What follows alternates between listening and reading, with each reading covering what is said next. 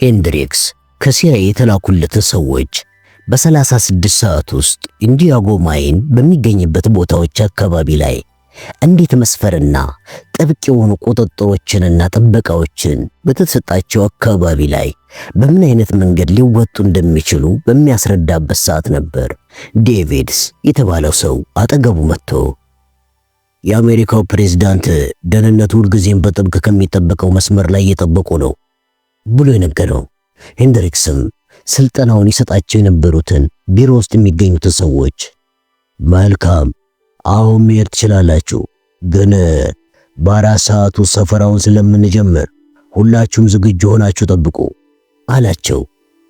ቢሮ ውስጥ የሚገኙት ሰዎች በሙሉ ቢሮውን ለቀው ከወጡ በኋላ ወንበሩን ትንሽ ዞር አድርጎ በማሽከርከር ከቢሮ ውጪ እታች ከህንጻው በታች ከሚገኘው የህንጻው መግቢያ በር ትንሽ ፈቅ ተደርገው ተጠርምሶ በመግባት አደጋ ላይ ደርሱ የሚችሉ መኪኖችን ለመከላከል በማሰብ የተቀመጡት የኮንክሪት ግጭት መከላከያዎች ላይ አይኑ አረፈ። እነዚህ ኮንክሪቶች ላይም አበባዎች የተተከሉ በመሆናቸው አበባዎቹን አንድ ሰው ሊያሾፍ በማሰብ እንደተከላቸው ገመተ። ምክንያቱም የነዚህ በኮንክሪት የተገነቡት የግጭት መከላከያ መካከለኛ ግንቦችና መካከላቸው ባለው ትንሽ ክፍተት ደግሞ በጣም ወፍራም በሆኑ ሰንሰለቶች መያያዛቸው የኮንክሪት ግንቦቹን ተግባር በደንብ አድርገው የሚገልጹ በመሆናቸው ነው። በዚህም የተነሳ ማንም ጸጉረ ልውጥ የሆነ ግለሰብ እነዚህን የኮንክሪት ግንቦች ጥሶ ያለ ፍቃድ መግባት ቢችል ሊደርስበት የሚችለውን ቁም ስቅሎች ሄንድሪክስ እንደተቀመጠ በማሰቡ ውስጡን ደስ የማይል ነገር ተሰማው። በመቀጠልም ጠረጴዛው ላይ ያለውንና በቀጥታ ከዋይት ሃውስ ቤተ መንግስት ጋር የሚገናኘውን የስልክ እጀታ አንስቶ ጆሮ ላይ ደቀነ። ከስልኩ የወዳኛው ጫፍም ክሪስ፣ ሃሎ ክሪስ የሚል ድምፅ ተሰማ። ወዲያውኑም ስልኩ የግድል ማሚቱ ድምፅ አሰማና ጸጥ አለ። ምክንያቱም ስልኩ በየ10 ሰከንዶች ልዩነት መስመሩ መጠለፍ አለመጠለፉን ለማወቅ ተብሎ የተገጠመለት የኮምፒውተር ፕሮግራም ስራውን እየሰራ ስለነበረ ነው ስልኩ ይህን አይነት ድምጾችን ሊያሰማ ይቻለው። ጤና ይስጥልኝ ሚስተር ፕሬዝዳንት ብሎ ሄንድሪክስ መልስ ሰጠ። እንዴት ነው ክሪስ? ልጅስ እንዴት ነው? ብለው ፕሬዝዳንቱ ሲጠይቁት የሄንድሪክስ ሆድ መረበሽ ጀመረ። ምክንያቱም እቺ አይነቱ የፕሬዝዳንቱ የውሸት የሐሳቢነት ድምፅ ክሪስ ጠንቅቆ ያውቃታልና። አዎ ፕሬዝዳንቱ ይህንን የድምፅ ቃናና የሐሳቢነት ጣዕም ያለው ድምፅ የሚጠቀሙት አንድ መጥፎ ዜናን ለአድማጩ ሰው ሊያረዱ ሲሉ እንደሆነ ከዚህ በፊት ልምዱ ይረዳል። አሁን በጣም ጥሩ ሁኔታ ላይ ይገኛል ጌታዬ ብሎ መለሰ ሄንድሪክስ። ይሄ በእውነት በጣም ጥሩ ዜና ነው። እሺ የሰማርቲያን ነገርስ እንዴት እየሄደ ነው ብሎ ሲጠይቁትም ሄንድሪክስ አሁን ሁሉም ነገር መጠናቀቁ ደረጃ ላይ ነው ብሎ መለሰላቸው። አሃ እሺ አሉት። ፕሬዝዳንቱም የተናገረውን ነገር ከልብ በመነጨ ስሜት እንዳላዳመጡት በሚያሳበቅባቸው ድምፅ ሄንድሪክስም ለእንደዚህ አይነት ድንገተኛና ባልተጠበቀ አስደንጋጭ ሁኔታዎች ለሚከሰቱበት በሽታዎች ብሎ ያስቀመጠው መድኃኒት ከጠረጴዛው መሳቢያ ውስጥ አወጣና ፊት ለፊት አድርጎ ፕሬዝዳንቱ እስከሚናገሩ ድረስ ጠበቀ። ፕሬዝዳንቱም በመቀጠል ይኸውልህ ሄንድሪክስ፣ አሁን የደወልኩልህ ስለ ሰማርቲያን ጉዳይ ለመነጋገር ነው።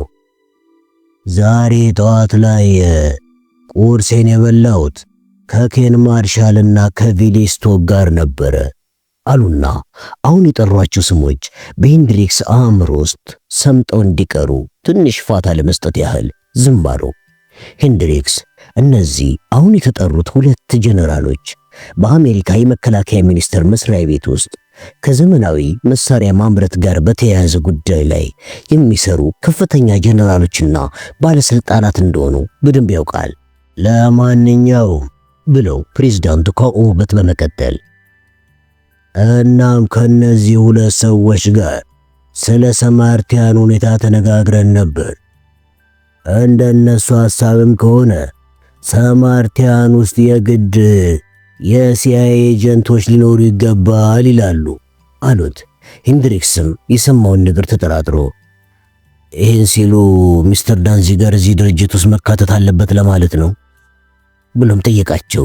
የሰማውን ነገር እርግጠኛነት ለመሆን በመፈለግ ለማለት የፈለግኩት እኔም ብሆን በዚህ ሐሳባቸው መስማማቴንና ስለዚህም ሚስተር ዳንዚገር በሰማርቲያን ድርጅት ውስጥ የሆነ ከፍተኛ ሚና እንዲኖረው ማሰቤን ልገልጽልህ እፈልጋለሁ አሉት። ሄንድሪክስም የፕሬዝዳንቱን ምላሽ ከሰማ በኋላ አናቱ በመዶሻ የተመታ እስከሚመስለው ድረስ ዝብርቅርቅ ስላለበት ጠረጴዛው ላይ ያስቀመጠውን የመድኃኒት ኪኒን አንስቶ ዋጠና ጌታዬ፣ ሰማርቲያን እኮ ሙሉ በሙሉ ተመስርቶ አልቋል ብሎ መለሰላቸው።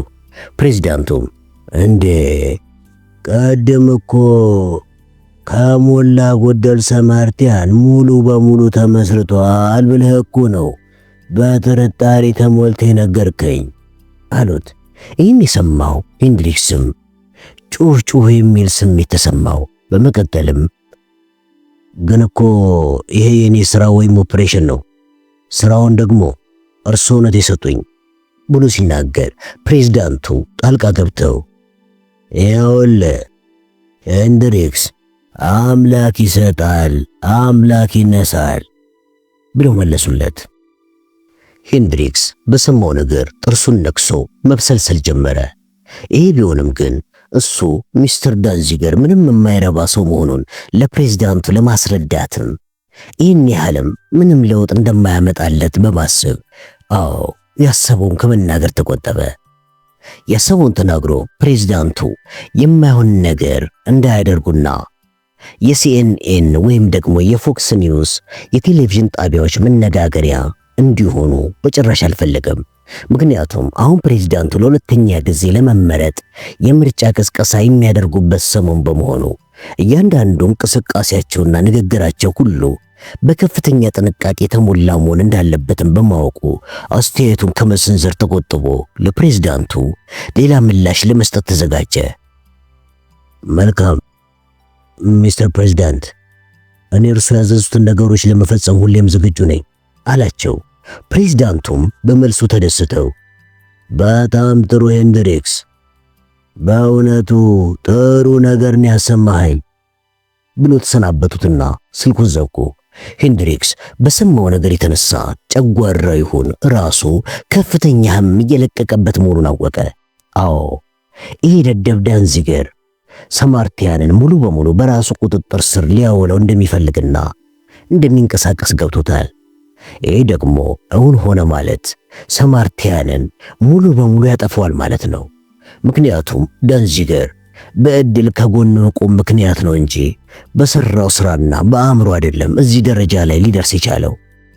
ከዚህም በላይ ደግሞ ዳንዚገር በቀጥታ ከአሜሪካዊ የደህንነት ቢሮ ወይም ኤንኤስኤ ወደ ሲአይኤ የመጣ ሰው በመሆኑ የተነሳ ይሄው ሲአይኤንም የኤንኤሲ ካርቦን ግልባጭ ለማድረግ ሲተጋ እያየው ነው።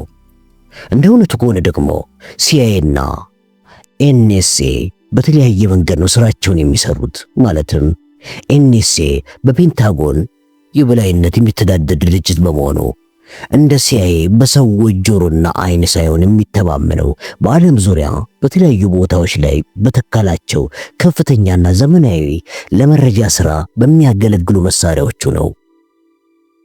ይህን እያሰበም እያለ ጠረጴዛው ላይ የተቀመጠው የኢንተርኮም መሳሪያ በመጮሁ ሐሳቡን ትቶ መነጋገሪያውን ተጫነው። ከመነጋገሪያውም ጌታዬ፣ ሁሉም ሰዎች እዚህ እየጠበቁት ይገኛሉ፣ ለሰዎቹ መስጠት የሚፈልጉትን መረጃ እንዲቆይ ይፈልጋሉ ብሎ ዴቪድ ሲጠይቀው በሄንድሪክስ ውስጥ ከፍተኛ የሆነ የአመጽ ስሜት ስለተቀሰቀሰበት ወደ ኢንተርኮም አፉን አስጠግቶ ቁርጠኛ በሆነ ድምፅ አይደለም፣ እንዲያውም ዛሬውኑ ሰዎቹ ተንቀሳቅሰው ሰፈራቸውን እንዲያካሂዱ ትዕዛዝ አስተላልፍልኝ አለው።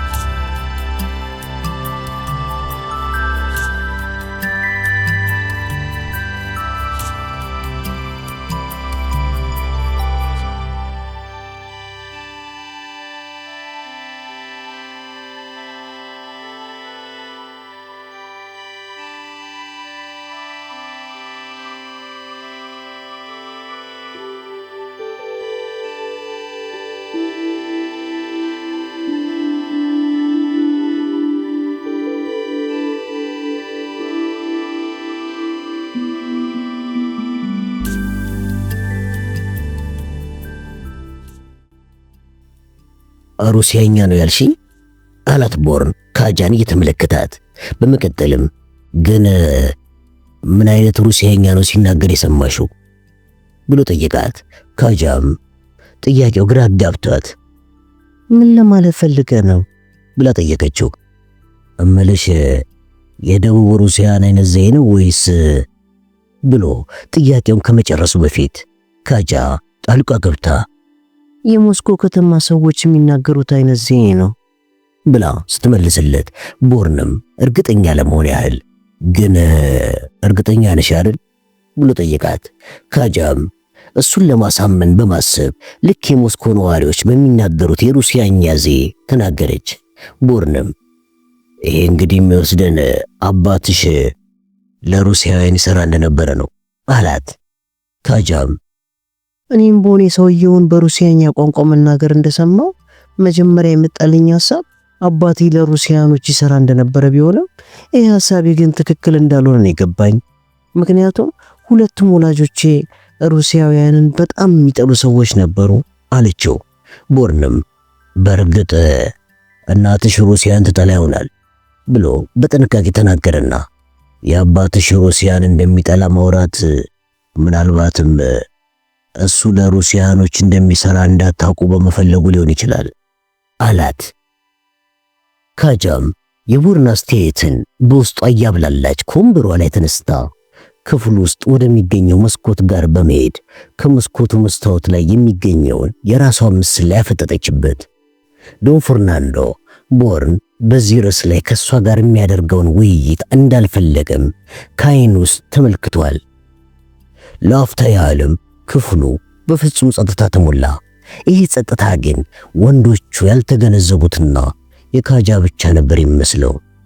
ካጃ ከመስታወቱ ላይ እንዳፈጠጠችና ድምጿ ከሩቅ ቦታ የሚመጣ እስከሚመስል ድረስ ግን ይሄ እውነት ነው አባቴ ለሩሲያኖች ይሰራ ነበር ትላላችሁ ብላ ጥያቄዋን ጠየቀችና ወደ እነሱ ዞራ ለጥያቄዋ መልስ እንዲሰጧት ሁለቱም ላይ አይኗን አንከራተተች። ቦርንም እንደማስበውና አንቺ ከነገርሽኝ ነገሮች በመነሳት አዎ አባትሽ ለሩሲያኖች እየሰራ እንደነበረ ነው ግምቴ ብሎ መለሰላት። ካጃም ፊቷ በቁጣና በቁጭት ተሞልቶ እርጉም ነው እያለች ደጋግማ ጮኸች። ዶን ፈርናንዶም ነገሯ ስላልጣሞና እሷን ለማረጋጋት በማሰብ እንዴ ማን ሆነሻል? ጄሰን እኮ የተሳሳተ ግምት ይሆናል የሰጠው አላት። ካጃም መራር የሆነ ሳቅ ሳቀችና እሺ ሊሆን ይችላል አመሰግናለሁ ዶን ፈርናንዶ አመሰግናለሁ። አየህ እኔ አሁን ትልቅ ሴት ስለሆንኩኝ ነገሮችን ማመዛዘንና ግምቶችን ማስቀመጥ እችላለሁ። ስለዚህ ስለኔ ምንም አታስብ ብላ ወደ ቦርን ዞራ እጆቿን ወገቧ ላይ በማሳረፍ ታዲያ አባቴ ለየትኛው የሩሲያ ድርጅት ይሰራ እንደነበረ የምትገምተው ነገር ይኖርሃል ብላ ጠየቀችው። ቦርንም ራሱን ከፍና ዝቅ አድርጎ አየሽ አባትሽ የሩሲያ ዜጋ ባለመሆኑና ከሩሲያ ውጪ ስራውን እየሰራ ስለነበረ ምናልባትም ኤስሲቪአር ለተባለ የስለላና የደህንነት ቢሮ ቅጥረኛ ሊሆን ይችላል እላለሁ። ወይም ደግሞ ግሩፕ ሪቮካ የተባሉት የሙስሊም ሩሲያን አማጺ ቡድን ተቀላቅሎ ሊሰራ የሚችልበት አጋጣሚ ይኖራል ብሎ መለሰላት። ካጃም በነገሩ በመስማማት ይህ ግምት እንኳን ትክክለኛ አመንኪውን የተከተለ በመሆኑ እውነት ሊሆን ይችላል አለችው። ይህን የሰማው ዶን ፈርናንዶም ካጃ አልና በመቀጠልም እዚህ ጋር እኮ ሎጂክ በማቅረብ ሁኔታዎችን ለማግኘትና ለማረጋገጥ መሞከር እብደት ስለሆነ ጥንቃቄ ማድረግ የሚኖርብሽ ይመስለኛል አላት። ፈርናንዶ ትክክል ነው አለና ቦርን በማስከተልም በእርግጥ አባትሽ ከሩሲያውያን ጋር መስራቱ እውነት ቢሆንም ይህን ግን ሊያደርግ የቻለው ምናልባትም ሩሲያውያን አስገድደውት ሊሆን የሚችልበት አጋጣሚም ሰፊ ነው አላት። ካጃም በቦርን ሐሳብ እንዳልተስማማች ለማሳየት በኃይል ራሷን ወዘወዘችና ይህ እንኳን በፍጹም እውነት ሊሆን አይችልም። አባቴን እኔ በደንብ አውቀዋለሁ። እሱም በማንም ሰው ተገዶ ስራዎችን የሚሰራ ሰው አይደለም አለችው። ቦርን በመቀጠል እንዴት እንደዚህ ትያለሽ? ምናልባት አባትሽ የተገደደው ልጆችና ሚስቱ ላይ አንዳች አደጋ እንዳይደርስባችሁ ይሆንስ ብሎ ስለጠየቃት ካጃ ኮስተር በማለትና ምሬት ከውስጧ በገባ ድምፅ እሱ እኮ እኛም በትኖ ነው የጠፋው። እሱ ራስ ወዳድ ነው። በጣም ስግብግብ ሰው በመሆኑ ለማንም ሰው ደንታ የለውም አለችው። ቦርንም ይኸውልሽ እሱ እኮ ስራው ነፍስ ማጥፋት ነው። ማለቴ ኑሮውን የሚመራው የሰዎችን ነፍስ ከስጋቸው በመለየት ነው። እንደዚህ አይነት ስራን የሚሰራ ሰው ደግሞ በጣም የተለየ ሰው መሆን ይጠበቅበታል። ማለቴ በስራው ስኬትን ለማግኘት ከማንም የተለየ ሰው መሆን ጭምር ይጠበቅበታል ብሎ አስረዳት። እሷም ወደሱ ዞር በማለትና አይኑን እየተመለከተችው እዚህ ጋር እንዲያዝልኝ የምፈልገው ነገር እሱ ምንም አይነት ፍቅር፣ ርህራሄና ጸጸት የሚባል ነገር ያልፈጠረበት ሰው ነው ብላ ትከሻዋን ከፍና ዝቅ በማድረግ በምን ቸገረኝ ስሜት ውስጥ ገብታ የምለው ገብቷል አይደለ?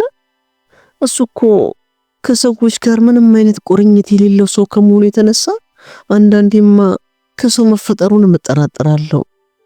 ለዚህም ሳይሆን ይቀራል ብለህ ነው በሰዎች ሰውነት ውስጥ ገዳይ ጥይት በመክተትና ከህይወት ወደ ሞት ማሸጋገር ቀላል ይሆንለት ብላ ስትናገር ቦርን ይሄውን የሰነዘረችው አስተያየት እሱንም እንደሚመለከት አድርጋ መናገሯ ግልጽ ሆነለት። በመቀጠልም ግን እንደፈለገውም ቢሆን አንዳንድ ሰዎች በሞት መወገድ አስፈላጊ እንደሆነ መቼስ አታውቂም አለለም አላትና ተመለከታት። እሷም ይሄን ስትል ብዙሃኑ ከሚጠፋ አንዱ ይጥፋ ለማለት ፈልገ ነው አለችው። ቦርንም እንደፈለግሽ አድርገሽ ብትገልጪው የግድያን አስፈላጊነት በፍጹም አታሳንሺው ሲላት ካጃ እሱም ማየቶችና በፍጥነት ወደ መስኮቱ በመዞር ውጭ የሚገኘውን ጨለማ ላይ አፈጠጠች። ዶን ፈርናንዶም በቃ ክርስቲያን ኖረንን አሁን ተወት አድርጉት። በቃ ካጃ እመኚኝ። የእሱ ሕይወትና ዕድል ስላበቃ አንቺና እህትሽ ከዚህ በኋላ የሚመጣውን ጊዜ በሰላም መኖር ትችላላችሁ አላት። ካጃም ደረቅ የሆነ ሳቅ አሰምታ አይ ዶን ፈርናንዶ ይህን ነገር አንተው ራስህ ካልነገርካት በስተቀር ከድሮም ጊዜ ጀምሮም ቢሆን እህቴ እስካራ እኔን ሰምታኝ አታውቅም ብላ መለሰችለት። እሺ የት እንደምትገኝስ ታውቂያለሽ ብሎ ጠየቃት። ካጃም ወደሱ ዙር ብላ ያኔ ስንለያይ ከዚያን ጊዜ ጀምሮ እኔና እሷ ላለመገናኘት ተማምለን ነበር የመጨረሻ ስንብታችንን ያደረግነው።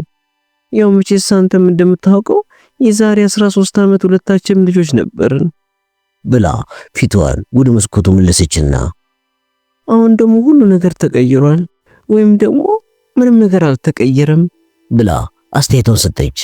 ዶን ፈርናንዶ ያልሽው ነገር እውነት ቢሆንም አኖረው ቢያንስ ላንቺ ያሳዛኝ ነገር ነው አለና የሽማግሌ ጉልበቱን እያንቋቋ ከወንበሩ ላይ በመነሳት አጠገቧ ሄዶና እጁን ትከሻዋ ላይ ጣል አድርጎ ለማለት የፈለኩት ነገሮች ላንቺ ጥሩ ናቸው፣ ግን እንደ እውነታው ከሆነ እስካራ ብሎ ያሰበው ሳይናገር አንጠልጥሎቶ ካጃም በመቀጠል እሷ የተረገመች ናት እንደዛ ለማለት ፈልገ ነው አይደለ ስትለው የዶን ፈርናንዶ ፊት ላይ ሐዘን ታየበት። ቦርንም ወደ ካጃ እየተራመደ ግን አንቺ ስለያትሽ ይሄንን እንዴት ልትናገር ይቻልሽ ብሎ ሲጠይቃት ዶን ፈርናንዶ ጣልቃ በመግባት ምክንያቱም እስካራ ብዙ የማንነቱ ጥንቅጥ ውስጥ የምትገኝ ሰው ስለሆነች ነው ብሎ መለስለት። ካጃም አይኗን ከቦርን አይን ላይ ሳትነቅል ማለትም እስካራ ልክ ትክክለኛ የሚመስሉ 6 አይነት የተለያዩ ስብዕናዎችን ተላበሰች ሰው ናት ብላ መለሰችለት።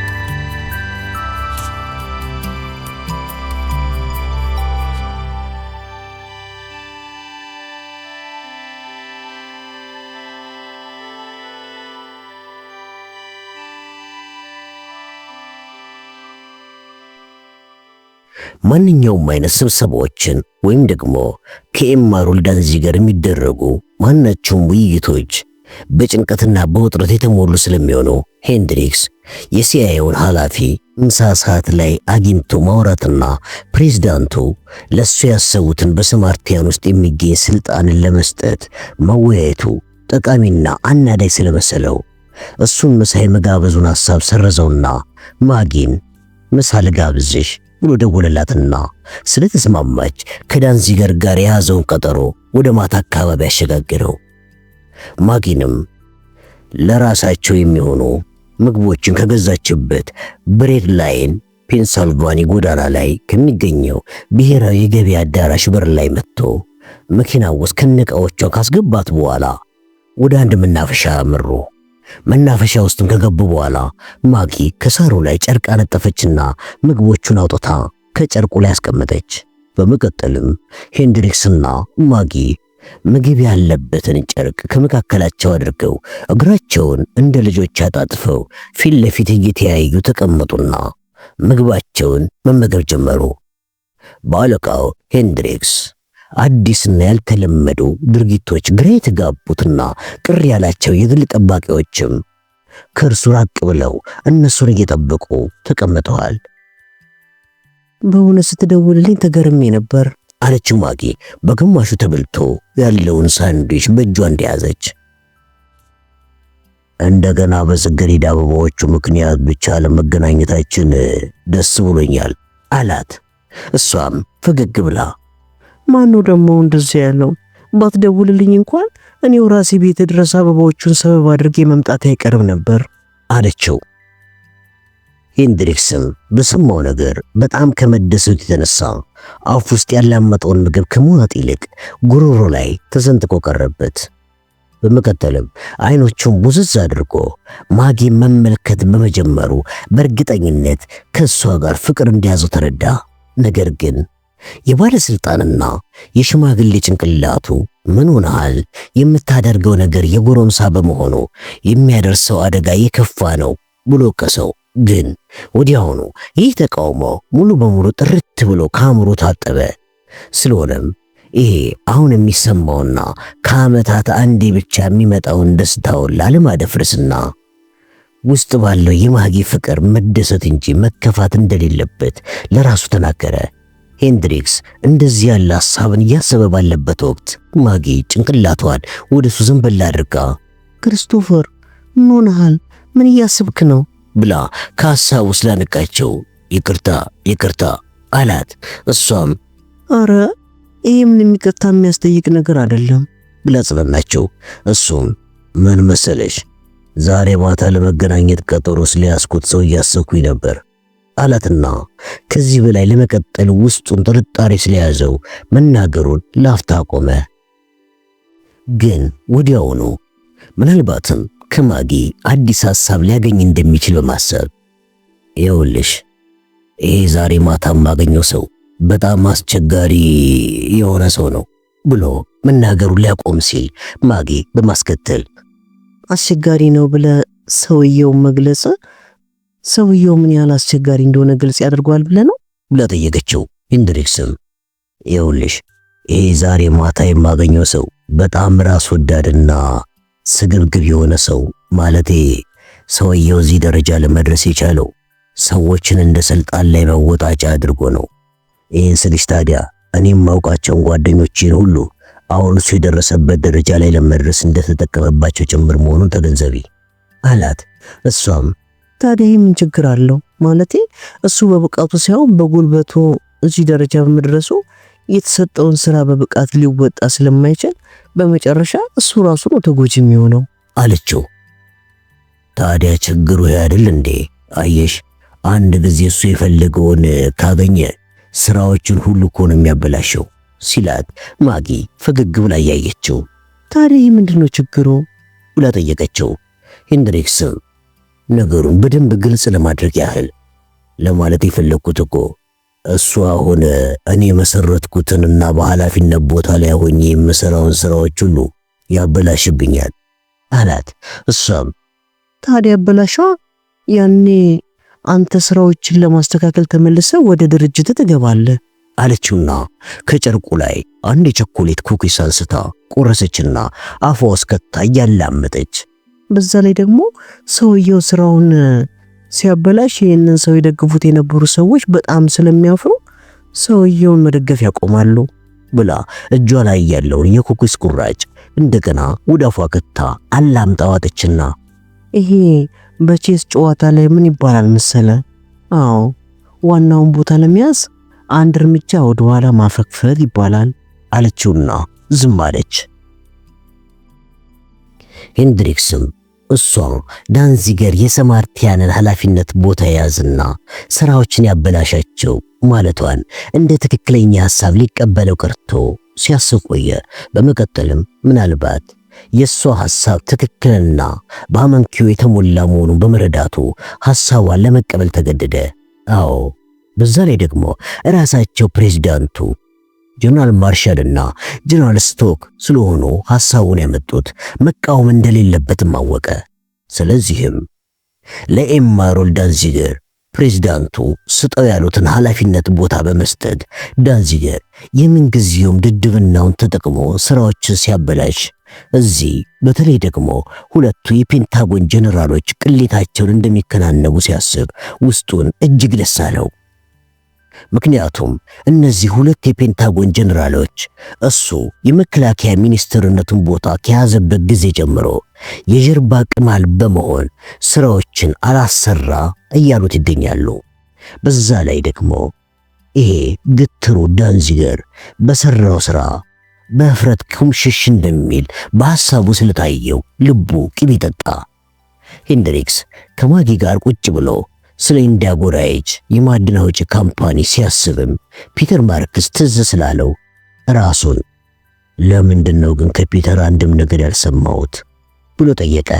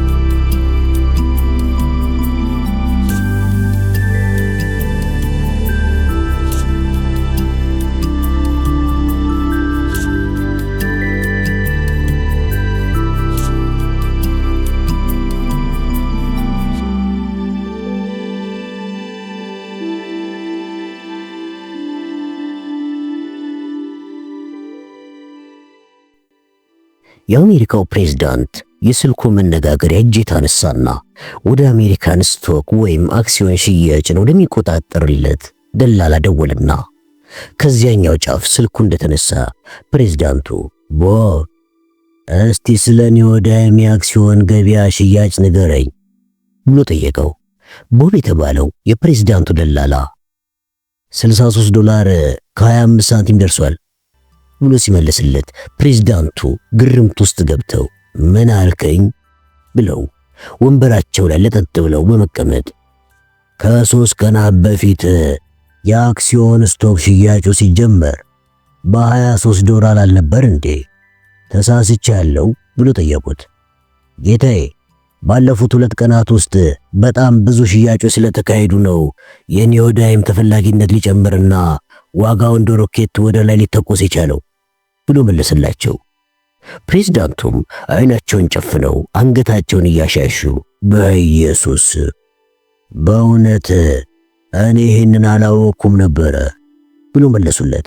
ቦብም ጌታዬ በአሁኑ ሰዓት አክሲዮኑን ካልገዙ 100 ሲደርስ ይበልጥ ቆጮታል አላቸው። መልካም እንግዲህ ያው በተለመደው ሼል በተባለው ኮርፖሬሽን ስም 500 አክሲዮኖችን አሁን ቀጥሎ ደግሞ የአክሲዮን ስቶኩ ሲወርድ ሌላ 500 ግዛ። ግን የአክሲዮን ዋጋ ትንሽ ሊወርድ ይችላል አይደል ብሎ ጠየቁት። ሊወርድ የሚችልበት አጋጣሚ ሊኖር ይችላል። ግን ይሄ ኒዮዳይም የተባለው የአክሲዮን ስቶክ ሽያጭ ልክ እንደ ኢንተርኔት ቴክኖሎጂ ስቶክ ገበያ ነው እየጨመረ የመጣው። ቆይ እስቲ አንድ ጊዜ ጠብቁኝ ብሎ የኮምፒውተሩን ቁልፎች እየነካካ መረጃውን ስክሪኑ ላይ አንብቦ የገበያ ትንተናውን ግራፉ እንደሚናገረው ከሆነ አለና ከዛም አሁን እዚህ ላይ እንደማየው ከሆነ የዚህ አክሲዮን ስቶክ ሽያጭ አሁን ካለው ዋጋ ሊቀንስ የሚችለው ከ10% በላይ እንደሚሆን ነው ብሎ ነገራቸው። ፕሬዝዳንቱም የእፎይታ ትንፋሻቸውን በረጅሙ ተንፍሰው በል እንግዲህ ነገሩ እንደዚህ ከሆነ ልክ የአክሲዮን ስቶክ ሽያጭ ሲቀንስ ሌላ 6000 አክሲዮን ስቶክ ግዛልኝ ብሎ ነገሩት። እሺ እንዳሉኝ ያደርጋለሁ አለና በማስከተልም ሌላስ የምታዘዘው ነገር ይኖራል እንዴ ብሎ ሲጠይቃቸው ፕሬዝዳንቱ የለም በል ደህና ዋል አሉትና ስልኩን ዘጉ። ስልኩ እንደተዘጋም ሌላ ጥሪ ስልኩ ስላሰማቸው ስልኩን ከማንሳታቸው በፊት የእጅ ሰዓታቸውን በመመልከት የሚቀጥለው ትዕዛዛቸውን ለበታቾቻቸው ለመግለጽ 7 ደቂቃዎች ያህል እንደሚቀራቸው አወቁ።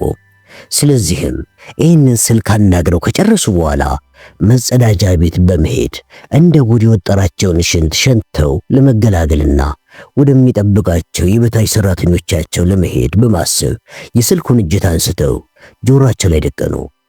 ከወዲያኛው የስልክ ጫፍም ጌታዬ ፊሊክስ ዊሊያምስ መስመር ላይ ይገኛል የሚል የጸሐፊያቸውን ድምፅ እንደሰሙ እሺ አገናኝ አሏት።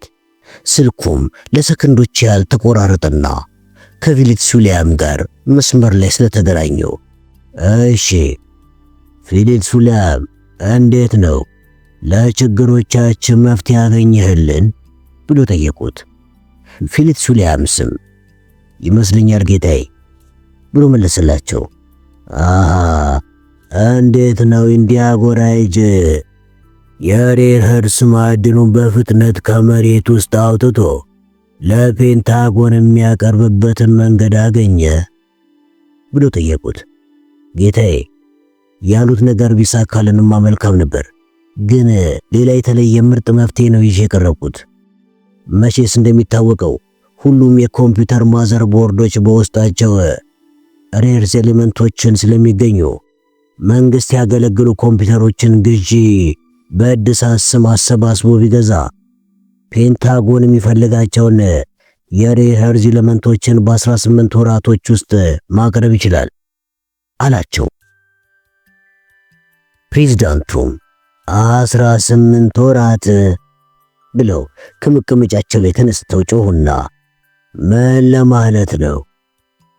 ፔንታጎን እኮ ትላንትና ነበር ያዘዘውን የሬር ኸርስ ኤሌመንቶች ከወደ ቤዶ መቀበል የሚኖርበት፣ ግን ያው ቻይና ሽያጩን ስለተወችው ቢያንስ በ8 ወራት ያህል ሬር ኸርስ ኤሌመንቱን ማድረስ ብትችል ብሎ ጠየቁት።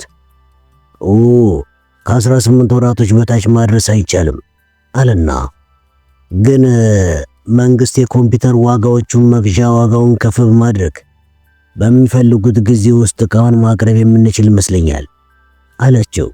ፕሬዝዳንቱ በሰሙት ነገር ተደናግጠው አምላኬ ሆይ አሉና አሁን ፊሊክስ የጠየቀውን ነገር ይዘው ሂሳቡን በውስጣቸው አሰሉ። ከዚያም እሳቸው ይህን ቢያደርጉ የኮንግረሱ የቁጥጥር ኮሚቴ በሚዲያ ቁም ስቅላቸውን እንደሚያሳያቸው ቢያውቁም አሁን አጣብቂኝ ውስጥ በመሆናቸው ምንም ማድረግ እንደማይችሉና አማራጭ እንደሌላቸው በመረዳት መልካም እንግዲህ ፊሊክስ እኔ የምችለውን ነገር አደርጋለሁ፣ ግን አንተም ብትሆን እንዳይጎራይጅ በተቻለው ፍጥነት ማዕድኑን እንዲያወጣ ማድረግን አትርሳ አሉት።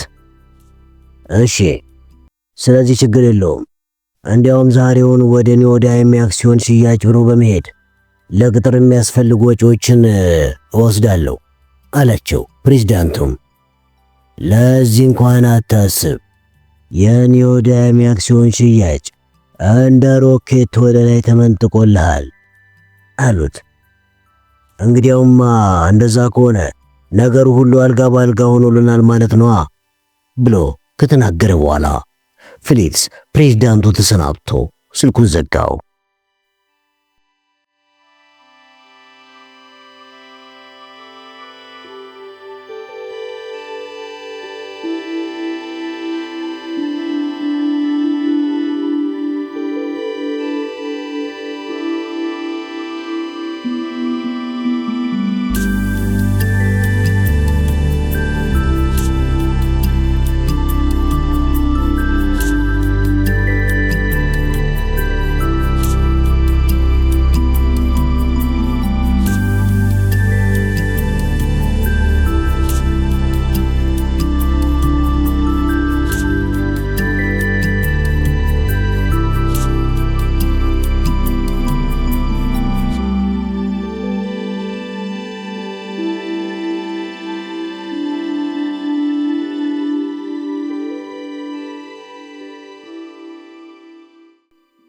ዶን ፈርናንዶ የቤቱ መግቢያ በር መከፈቱና መልሶ ደግሞ ተጠርቆሞ መዘጋቱን እንደሰማ ማን ቤት ውስጥ እንደገባ ለማየት በፍጥነት እየተራመደ ወደ ሳሎን ስለሄደ አሁን ቦርንና ካጃ ብቻ ጎን ለጎን ከፍሬንጅ በሩ መስታወት ፊት ለፊት ቆመው ምስላቸውን እየተመለከቱ ቆዩ።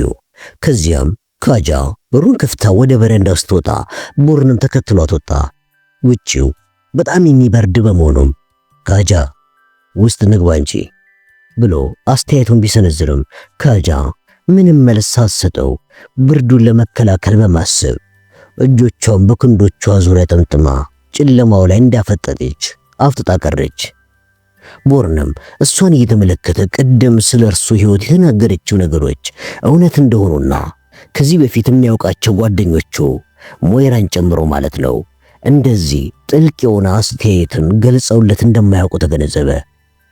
በንፋሱ የተነሳ የሚውለበለበውን ቢጫና ሉጫ የሆነውን የካጃን ጸጉርም እየተመለከተ ቦርን በሕይወት ውስጥ ምን እንደሚፈልግ ግራ እስከሚገባው ድረስ ማሰቡን ቀጥሎ ራሱን እየተከላከለ እንደሆነም እያሰበ ምናልባትም ከዚህ በፊት የዚህ አይነት ስሜት ተሰምቶት እንደሆነ ማሰላሰል ቢጀምርም መቼ እንደሆነ ባያስታውስም የሆነ ወቅት ላይ እንደዚህ አይነት ስሜት ተሰምቶት እንደነበረ ውስጡ ነገረው።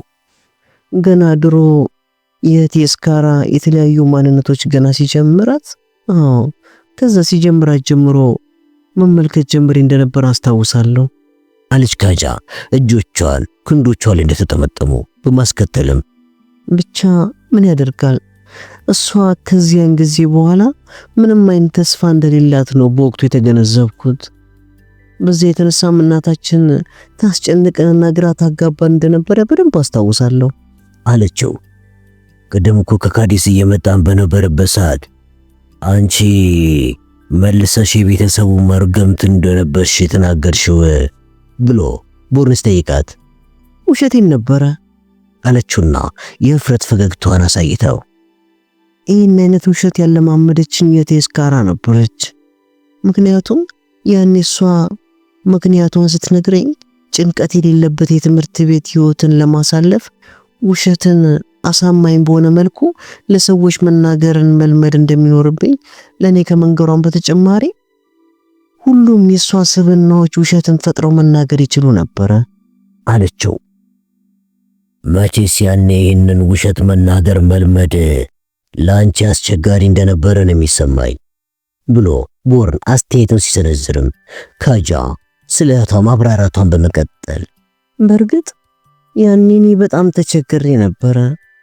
እንዲያውም አንዳንድ ምሽቶች ላይ እስካራ ወደ አስፈሪ ጭራቅነት ወይም ደግሞ ወደ ደም መጣጭነት ቫምፓየርነት ተለውጣ የሚያሳዩ ቅዠቶችን መለከት ስለነበረ በጣም ይጨንቀኝ ነበረ አለችውና ወደሱ ዞር ብላ ግን በወቅቱ ከሁሉም በላይ የሚያስገርመኝ ነገር እነዚህ የሷ ስብናዎች እንዴት ተረጋግተው ሳይታዩ እንደሚቆዩ በምን አይነት ዘዴስ ተራ በተራ እየተከታተሉ እንደሚታዩ ማውጠንጠን ነበረ ስትለው ቦርን ጣልቃ በመግባት ታዲያ ለጥያቄዎችሽ መልስ አግኝተሽላቸው ነበር ብሎ ጠይቃት። ምን መሰለ እስካራም ብትሆን በወቅቱ ስለዚህ ሁኔታ ምንም ማትረዳ ነበረች ለማለት እችላለሁ። እንዲሁም እሷ ስትናገር ልክ በማያቆም ሁኔታ በሚሽከረከር የአሽከርክሮት መጫወቻ ላይ ያለች አይነት ስሜት ይሰማት እንደነበረ ነው የምትገልጸው። እና ታዲያ አንቺ የስካራ አይነት ነገር ይከሰትብኛል ብለሽ አስበሽ ታውቂያለሽ? ብዙ ጊዜ ብላ ትከሻዋን ሰበቀችና የሆኑ ለወደፊት የሚገጥሙ ሁኔታዎችን ቀድማ አይታ አታውቅም? በቃ ልክ እንደዚህ አይነት ስሜት ነው የሚሰማኝ። እንዲያውም አንዳንዴ ቀጥሎ የሚመጣው ባቡር ውስጥ እኔን ለመግደል የሚመጣ እየመሰለኝ፣ አዎ እጠባበቃለሁ እንደዛ እየመሰለኝ ብላ እንደተናገረች ዶን ፈርናንዶ ወደ እነሱ መጣና ኢሳይ መጥቷል ጀሰን፣ አንተንም ማግኘት ስለሚፈልግ ቤተ መጻሕፍት ውስጥ ታገኘዋለህ። አንተ እሱን አናግረህ እስከምትጨርስ ድረስ እኔና ካጃ እራት እያዘጋጀን እንጠብቃቸዋለን አለው። ቦርን በቀጥታ ከቤቱ በምስራቃዊ ጎን በኩል ወደሚገኘው የዶን ፈርናንዶ ቤተ መጻሕፍት በኮሪዶር ውስጥ አልፎ መራመድ ጀመረ። ቤተ መጻሕፍቱ ክፍል ውስጥ እንደገባም ቤተ መጻሕፍቱ መሃል ላይ ለበሩ ጀርባውን ሰጥቶ መቆሙን ተመለከተ። ቤተ መጻሕፍቱ ከሌሎች ከዚህ በፊት ከተመለከታቸው ቤተ መጻሕፍት በተለየ መልኩ ቀላ ያለና በብርሃን የተሞላ ሆኖ ነው ያገኘው። በክፍል ውስጥ ዘርዘር ብሎ የተቀመጡ ምቹ የንባብ ወንበሮችም ይታያሉ። ገና ቦርን ክፍል ውስጥ እንደገባም ጀላሊሳይ ምንም አይነት ስሜትን በማይገልጽ ፊት ዞሮ እየተመለከተው እንደማስበው ከሆነ አንተ እኔን ለመጠየቅ የምትፈልጋቸው ብዙ ጥያቄዎች እንዳሉ ነው አለውና ወደ ምቹዎቹ ወንበሮች እያመለከተው ለምን እነዚህ የሚመቹ ወንበሮች ላይ አረፍ ብለን አናወራም ብሎት ሁለቱም ወንበሮቹ ላይ ፊት ለፊት እየተያዩ ተቀመጡ። ቦርንም ኢሳይ አሁንም ዋሽትን የምትቀጥልበት ከሆነ ማውራታችን ምንም ጥቅም ያለው አይመስለኝም አለው። ኢሳይም ታፋው ላይ እጆቹን አጥፎ እያስቀመጠና ሰውነቱን ዘና አድርጎ ተስማምቻለሁ ብሎ መለሰለት። ሰርቪስ ዶመናው ውስጥ እስካሁን ድረስ እየሰራ ነው አይደል? ቦርን ጠየቀው።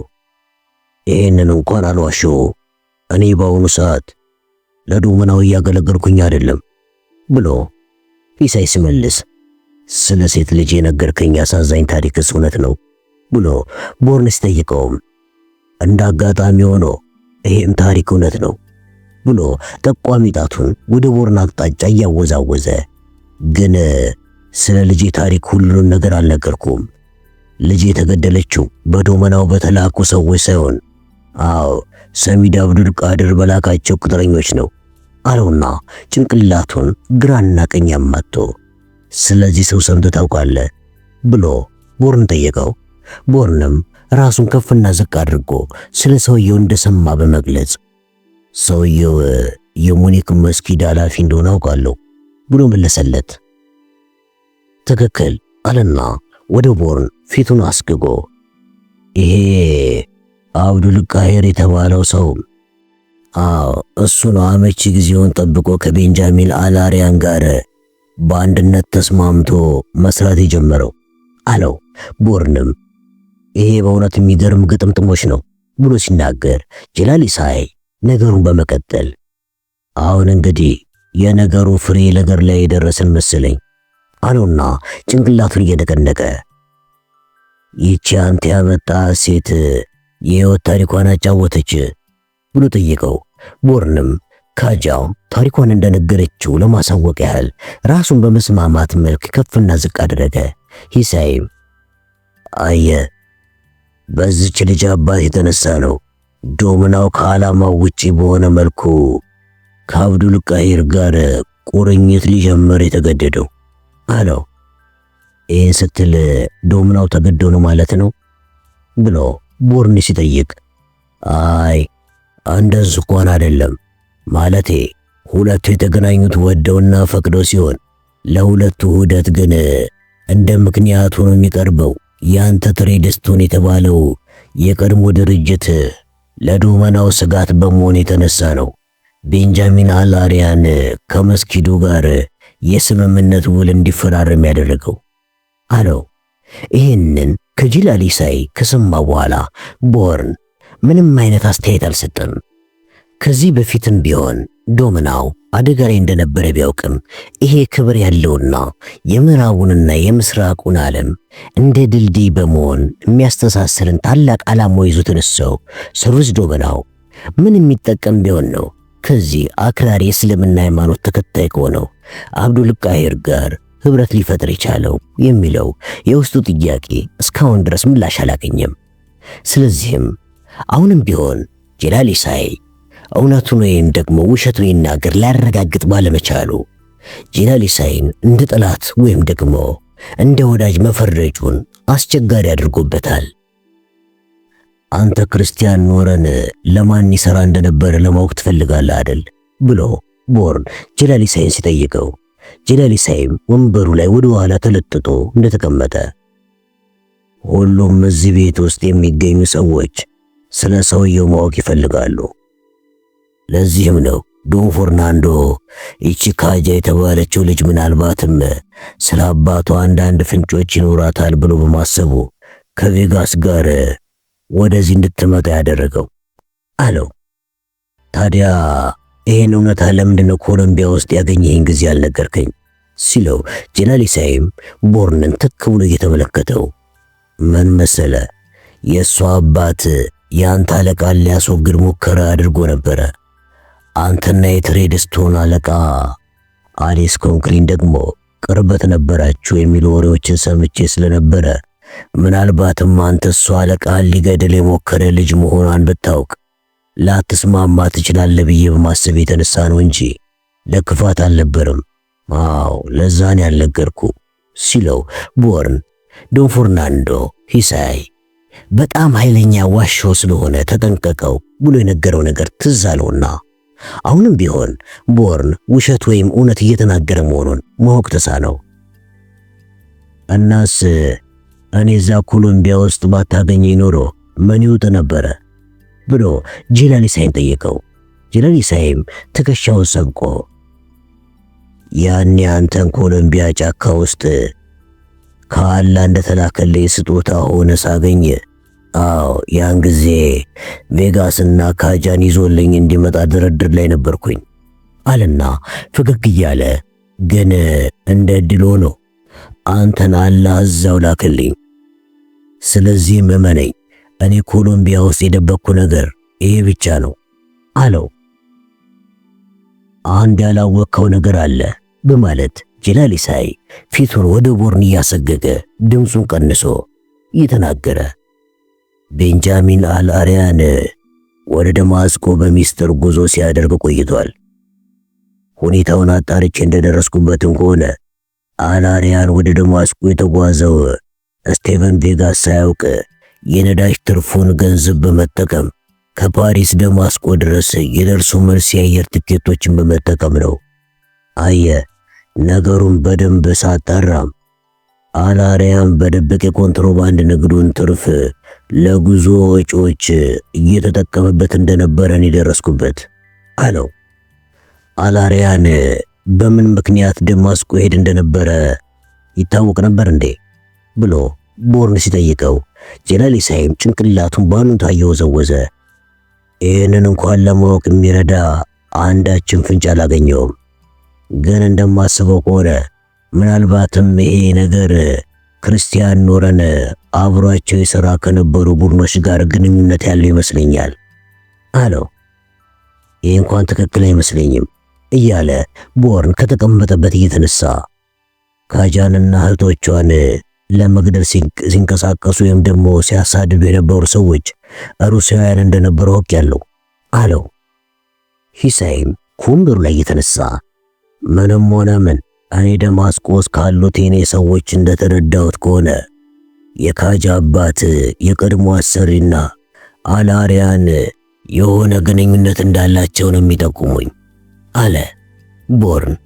ጀላሊ ሳይ ልክ እንደሱ ተጠራጣሪ የሆነ ጭንቅላት ስላለው የአልአሪያንንና ለመስጊዱ ጥምረት የሆነው ምክንያት ሙሉ በሙሉ አምኖ አልተቀበለም።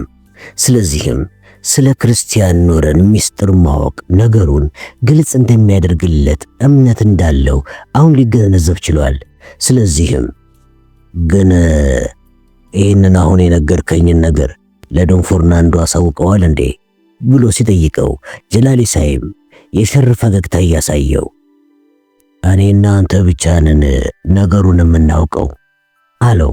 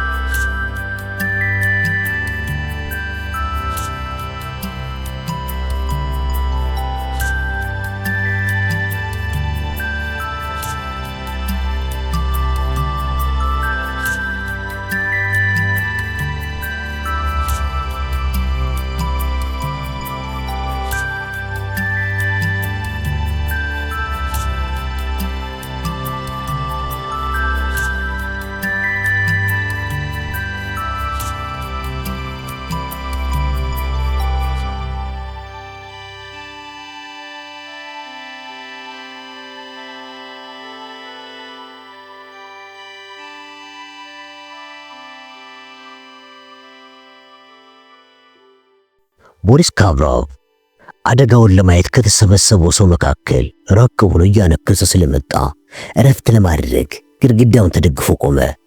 እግሩን በጣም እያመመው ቢሆንም ሌላው ሰውነቱ ደህና ነው ለማለት ይቻላል።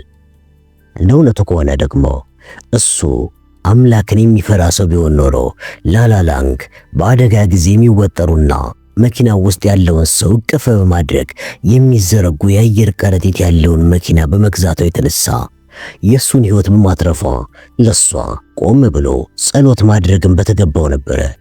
ከዛ ይልቅ ግን ለአደጋው መድረስና ለላላላንግ ሞት ተጠያቂ ያደረገው ኤስቪአርን እየረገመ ነገሩን ማሰላሰል ጀመረ።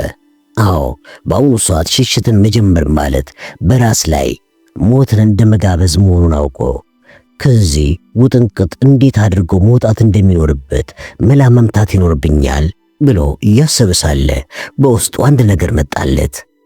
እሱ ራሱን ዛይክን በመጠቀም ከዚህ ራሱን ካስገባው ችግር ውስጥ ራሱ ጎትቶ ሊያወጣው እንደሚገባም በማመን ዛይክን ማግኘት እንዳለበት ስላወቀ ካለበት ቦታ ወደፊት መንቀሳቀስ ሲጀምር እግሩን ሻል እያለው መውጣቱን አስተዋለ። ወደ መስጊዱ የሚወስደውን ቅያስ በመያዝ ወደ ዋናው አስፋልት ላይ የሚያወጣው መንገድ ላይ ሲደርስ ዛይክን ከርቀት አንድ የልብስ መሸጫ ገበያ አዳራሽ ውስጥ ሲገባ ተመለከተው። ቦሪስ ካቭሮቭም አስፋልቱን ተሻገረና ከልብስ መሸጫው አዳራሽ ውስጥ ገብቶ ዛይክ እንዲያው ካደረገ በኋላ በገበያው አዳራሽ የኋለኛው በር በመውጣት ጨለም ወዳለው መንገድ ውስጥ ገባ። መንገድ ውስጥ ገብቶም ትንሽ እንደተራመደ ከኋላው በኩል ቁም የሚል ድምፅ ስለሰማ ወደ ጥግ በኩል በመሄድ በመካከለኛ ክብደት ባላቸው ክዳኖች የተከደኑ የብረት ቆሻሻ ማስቀመጫዎች ጋር ቆመ።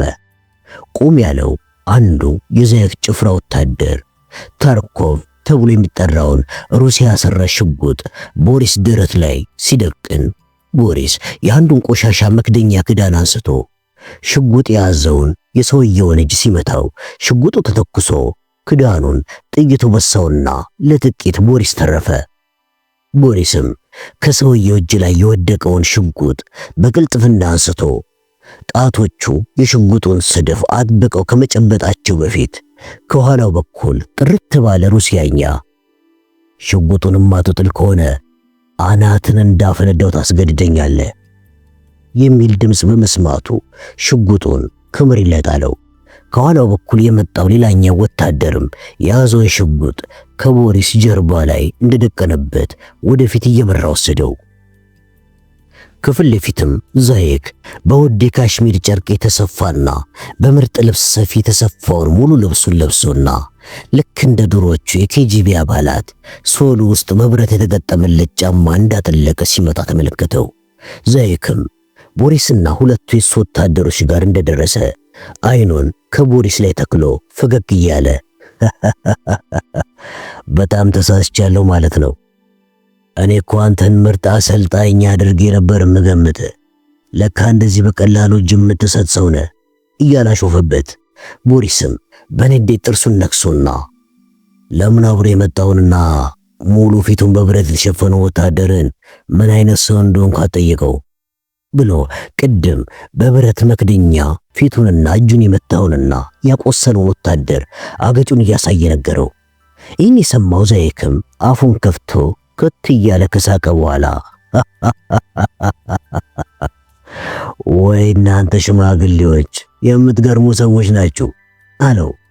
ቦሪስም በአለቃቸው ሳቅ ምክንያት እሱን የሚጠብቁት ወታደሮች እንደተዘናጉ በማየት በቀኝ ክንዱ ክርን ከኋላ ሽጉጥ የደቀነበትን ወታደር ጉሮሮን በኃይል መቶት ጎንበስ ሲል ወታደሩ ሽጉጡን በአየር ላይ ወደፊት ስለለቀቀው ቦሪስ ሽጉጡን ቀለበና ሁለቱንም ወታደሮች አስደናቂ ፍጥነት አከታትሎ በመተኮስ ገደላቸው። በተለይ ደግሞ አንደኛውን ወታደር የገደለው አናቱን ነድሎ በመሆኑ ጭንቅላቱ ሲፈነዳ ድርጊቱን በድንጋጤና ባለማመን ቆሞ ይከታተል የነበረው ዛይክ ላይ ሽብር ለቀቀበት። ቦሪስም ዛይክ ከድንጋጤው ውስጥ ሳይወጣ በፍጥነት አጠገቡ ደረሰና የኮቱን ኮሌታ ተያይዞ እየጎተተ ወደ ደም በተጨማለቀ ወታደሩ ሬሳ አጠገብ ከሚገኘው ግንብ ጋር በማንደርደር ፊቱን አጋሽቶ ወታደሩ ላይ ስለጣለው የዛይክ ምርጥ ልብስ በወታደሩ ደም ተለውሶ ተበላሸ። ቦሪስም የብሪቲሽ ዘይን ወይም አክሰንትን በመጠቀም በእንግሊዝኛ የተናገረ ምን ይታያል ወዳጄ? እስቲ ንገረኝ። $5000 የገዛኸው ልብስ በደም ተበላሸ አይደለ? ደግሞ ይሄ ሶል ውስጥ ብረት ያለው ጫማ እንዴት ነው ብሎ ካንቋሸሸው በኋላ አንተ ወሸላ ተናገራ አለው። ዘይክም ራሱን ለመከላከል የውር ድንብሩን እግሩን መሰንዘር ሲጀምር ቦሪስ ደግሞ ወደ ኋላ ፍንጥር ብሎ ሸሸና በማለት የዛይክን ጭንቅላት በጫማ ጥፊ መታው። በመቀጠልም በእውነት አንተ ጨቅላ ከኔ ጋር ስትሆን እንዴት ስርዓት መያዝ እንዳለብህ ትምህርት መውሰድ ይገባሃል አለው።